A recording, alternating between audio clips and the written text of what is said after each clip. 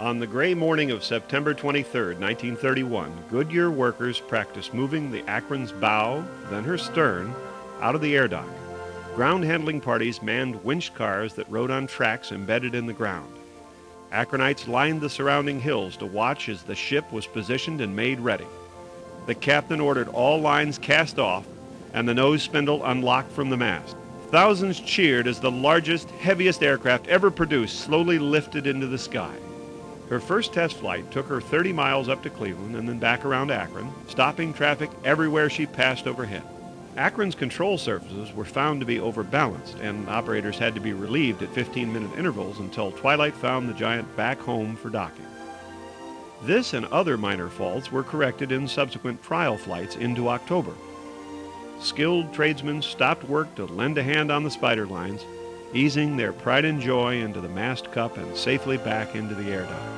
After her 9th trial flight, which covered 2,000 miles and lasted 48 hours, Naval Inspector Lieutenant Tex Settle formally accepted the new airship. As he signed, the product of Arnstein and Litchfield became property of the U.S. Navy. On the 21st of October, propellers 3, 4, 7, and 8 were tilted downward to push Akron skyward as she left the airdock for the last time. Arriving at Lakehurst for a high-type mooring, she was docked next to the smaller Los Angeles. On Navy Day, local dignitaries arrived to welcome the new crew, and USS Akron was commissioned as a vessel of the U.S. fleet. The first watch was set and a new ship's log was opened. America was proud of her new sky giant, the largest and most advanced symbol of national power in the sky. But Lakehurst officers knew she was only an experimental prototype aircraft, and her crew had a lot to learn. It was no small task just finding one's way around the big ship. If you entered through the bow hatch, you would follow down the centerline passageway past the bow cabins. Most forward were the captain's office and his cabin. Both featured a celluloid window looking down alongside the control car. Senior officers shared windowed cabins across the hall. Next aft was the aerologist office. Adjacent was the radio shack, featuring the most powerful mobile transceivers then built. Next aft was Main Ring 170, the terminus that connected the two side keel walkways.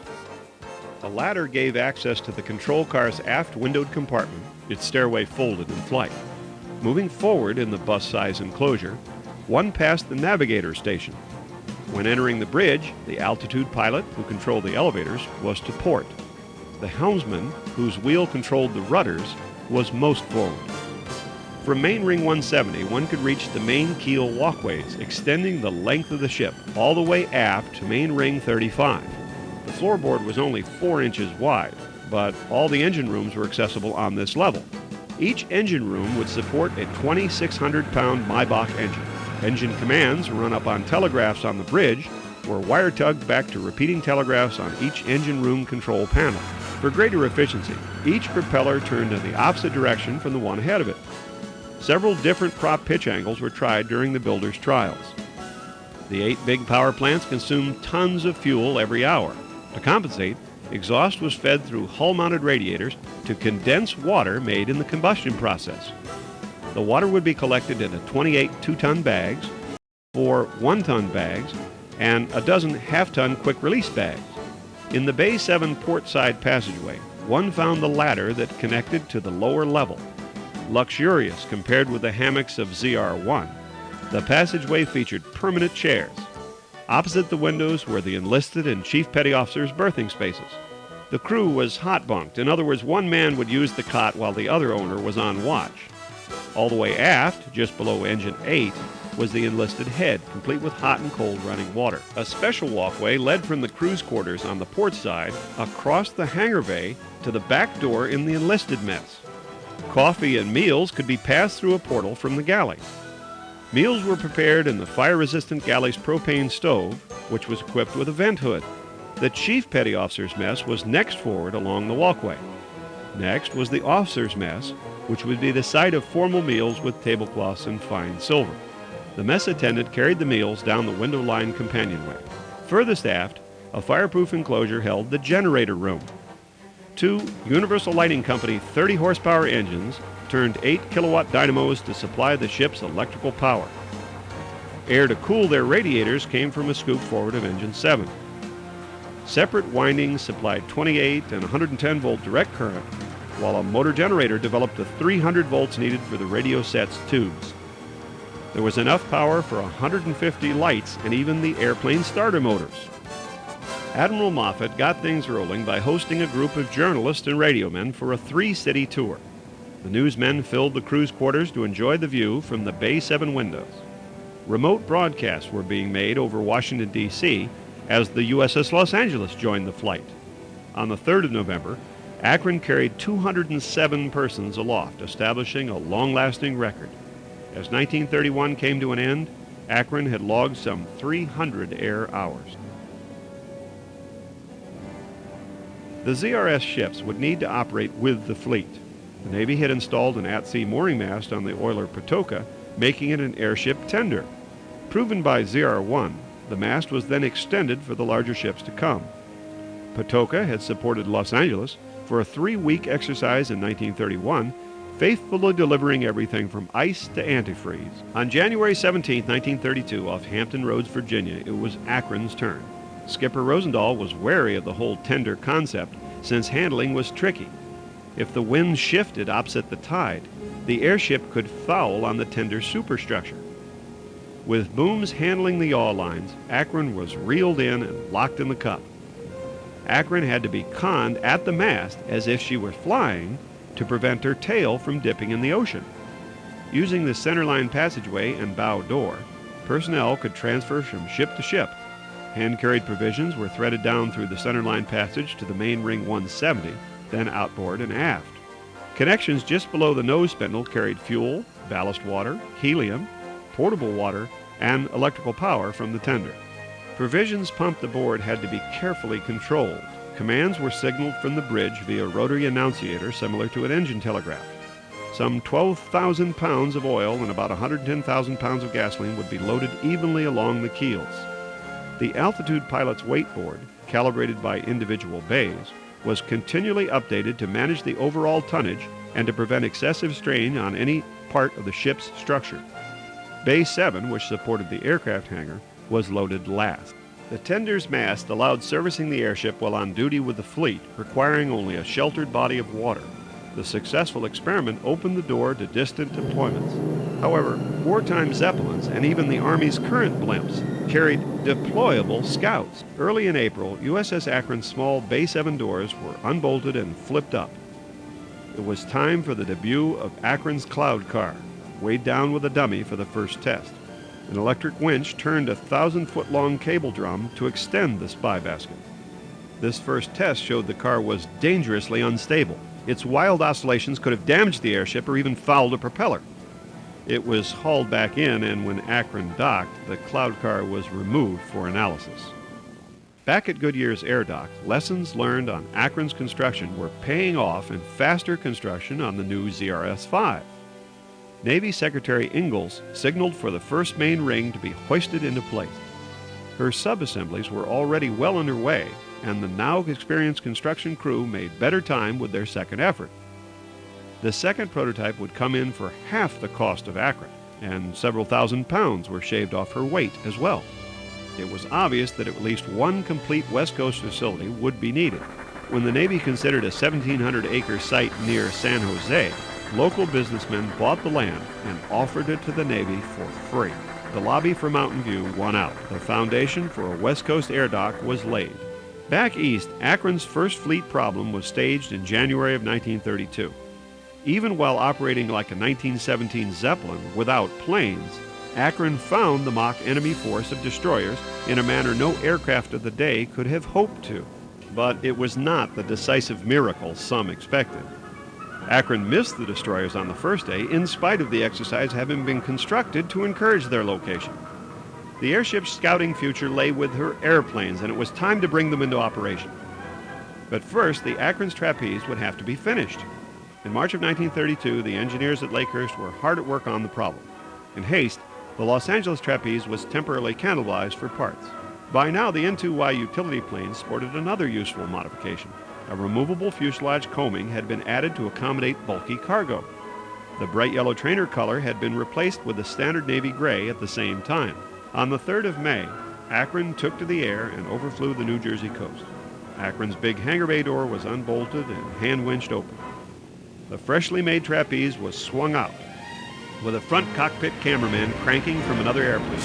Lieutenants Harrington and Young flew out to perform the first hook-ons. Entering the airship's slipstream was a bit tricky, since the airship created its own boundary layer close to its surface. But the pilots' experience by experimental flying with the Los Angeles quickly adapted to the larger airship. The pilots developed techniques for repeatable success hooking on the trapeze. They would side-slip into the airship's boundary layer, powering to slightly above the target, then stalling out so the hook fell on the bar and latched securely. If not perfectly centered, kicking the plane's rudder would usually center the hook on the bar. The lower fin's emergency control station was not a favorite place to watch this evolution, since as the 8 huge propellers pushed the airship up to airplane handling speed, the double quadruple prop wash caused the ship's tail to vibrate badly. Some men experienced air sickness while on duty there, as if on board an airplane. Above the trapeze in Bay 7, the winch operator manned his platform foot switch atop the airplane truss. The little 5-cylinder 1,600-pound N2Y was easily hauled aboard by the 5-speed winch. It would be possible to exchange small loads of cargo using the little airplanes as a surface ship would use her running boats. The N2Y was held stable by the 3-point mounting of hook and the strong points on the wing. Strapped in with goggles down, the trapeze operator swung the aviators out into the slipstream. The engine was started.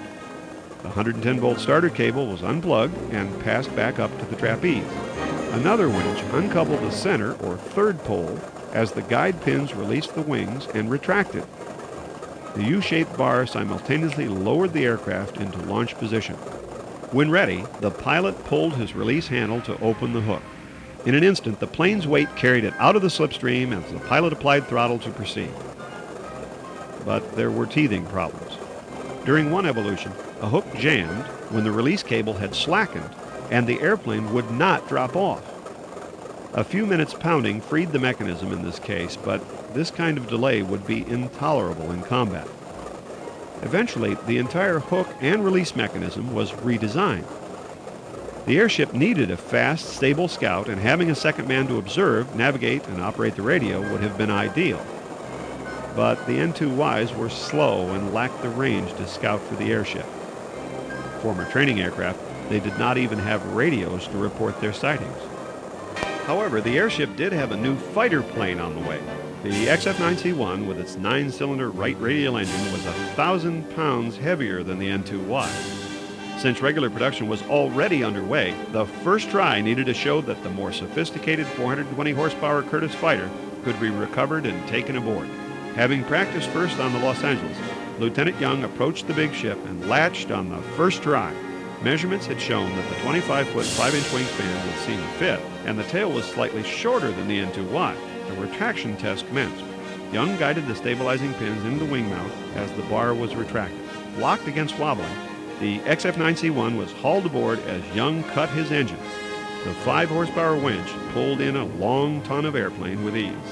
Once the aircraft's weight had been secured to the trolley car, it was safe for the pilot to climb out.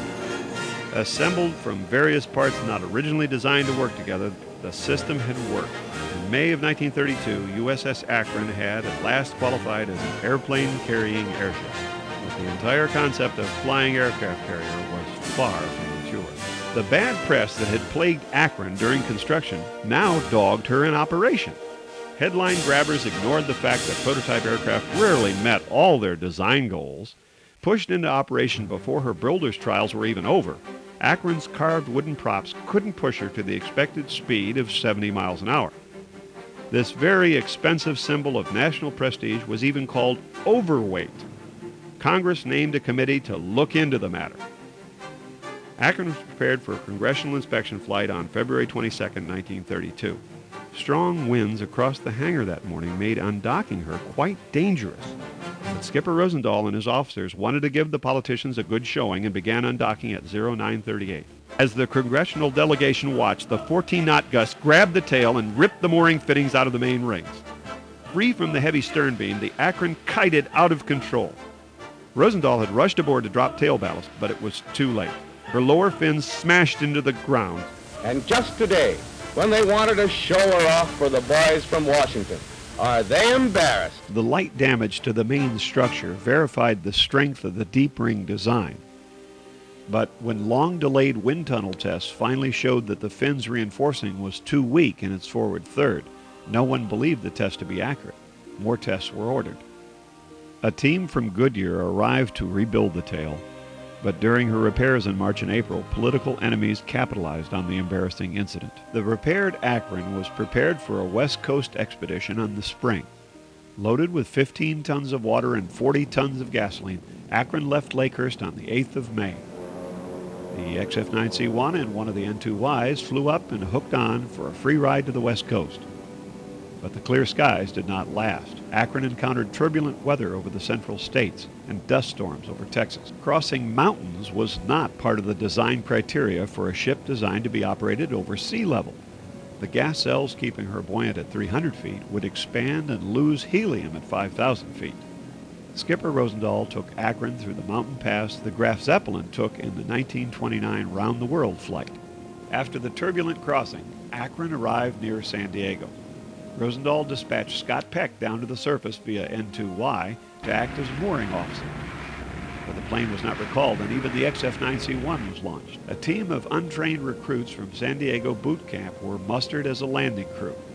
Told to grab the lines when the airship dropped down, the inexperienced recruits simply stared in awe as the ocean liner-sized vehicle bore down on them, then passed on by. While Akron went around for another pass, the ground handling chief shouted reprimands and demanded that the recruits grab the lines and hang on the next time. The second time, the recruits did grab and hold on, and soon the nose cable was connected. The desert sun superheated the nearly empty ship, now no longer cooled by motion. Suddenly, 5 tons of water ballast was accidentally released aft, and the tail strained against the sailors ordered to hold her. Rosendahl knew that there was safety in the air and ordered, "Let go all lines." The mooring cable was axed in half, but men aft did not hear the order. Straining to hold helium that could easily lift them all, one by one the men gave up until only 3 hung on to the toggles.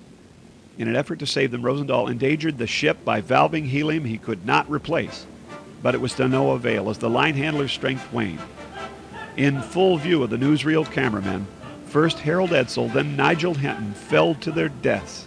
Bud Cowart's inboard position placed him above other toggles, and he was able to stand on one, then secure himself to a line. Akron crewmen struggled with the tangled lines for more than an hour before hauling him on board. Bud was soon sitting in the crew's quarters passageway talking to cameramen. In the cool of the evening, Akron was finally moored, her tail riding a trolley car following the circular track. Since no helium was staged at Camp Kearney, more bad press followed when Akron had to miss the scheduled fleet exercises. Again, the unlucky Akrons in the tough sea session, not very long after her accident at Lakehurst last February. Continuing north to the Golden Gate, Akron moored to Patoka and replenished helium lost while trying to stop at San Diego. Now she could finally leave San Francisco and fly south. Construction on the new West Coast airdock was underway as Akron tied up at Mountain View and picked up the rest of the crew. Akron's first Pacific exercise came in June. Skipper Rosendahl again left his airplanes behind as Akron scouted for the Green Force. Finding the adversaries early the next morning, Akron shadowed the White Force, which answered by launching its seaplanes to attack the airship. Akron avoided many of the planes by dodging in and out of the clouds. Rosendahl considered airplane attack frivolous, as the airship's fighters and its own guns would have dealt with it. He felt that the airship itself should do the scouting, possibly using the spy basket. Rosendahl later took Akron up the coast to allow the Pacific Northwest to look at the ship. People there had not seen a dirigible since the USS Shenandoah's visit 7 years earlier. After several weeks of exercises, provisions were loaded aboard as the Akron swung at the Mountain View mast. Props 1, 2, 7, and 8 were turned downward and engaged on the 11th of June. In some ways, going home was more challenging than the trip over. Number 3 propeller carried away. Approaching the precarious mountain pass with a full cross-country load of provisions, the Akron was dangerously heavy. Rosendahl ordered the 2 pilots to their planes at 0430 hours. The N-2Y and the XF-9C-1 were launched into the early morning blackness, lightening the load. After crossing the narrow passage, Akron refused to open her door and readmit the planes. Both planes had to follow the railroads back to Lakehurst on their own. The ship's static condition was not very satisfactory even then, and she used dynamic lift to carry her weight. After dumping fuel to clear the Rockies, Akron masted to refuel at the Class B facility at Parris Island, South Carolina. The last leg ended as Lakehurst Railroad mast and its powerful mooring winch pulled Akron's spindle into its flower pot. Weary pioneers descended the accommodation ladder, ending the 38-day mission. Rosendahl spoke to the press as Hangar One's doors closed on the 15th of June. The deployment had not proved the value of a scout airship. Meanwhile, influential Southern Congressman Carl Vinson lobbied to have the second Zeppelin Rigid Scout named after the largest city in his district. So it happened that a delegation from Macon, Georgia arrived at Akron's air dock on the 4th of July. Socialite Susan Myrick blew a whistle to raise the ZRS-5 nose girder section, and the group watched the bow being riveted in place. There had been serious discussion of adding another 22.5-meter bay to the new ship. This would have increased her overall length to 859 feet. Her useful lift would have increased by 40,000 pounds to 210,000 pounds, and her maximum range could have been 11,500 miles. However, clamshell doors would have had to have been added to Lakehurst Hangar One, and Goodyear could not come to an agreement with the Navy. After all, the first two airships were to be the test articles. Then there would be time to redesign when enough operational data had been collected. There was a great deal of work to be done before displacement vessels carrying airplanes would occupy the sky above the fleet.